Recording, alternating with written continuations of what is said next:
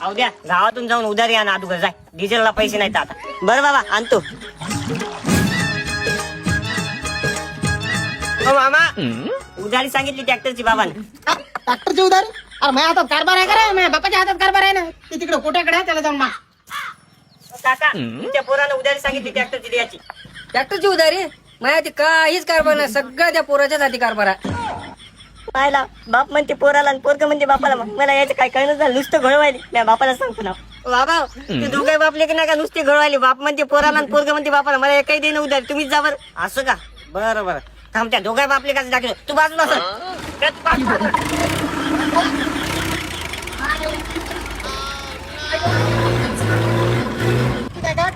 तुम्ही उशिरच करता. 10 च्या जागी 11 वाजले, 12 वाजता. तुमचे दोघं बापले काय? उधारी द्या रे. दोघं एका जागी सापडले, आज दाखवतोय.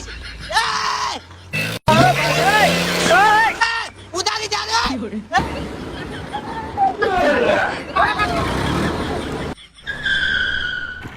आता कशी उधारी ठेवली रोडवर पळाली. हा, थांबा रे. उधारी द्यायला गेलती.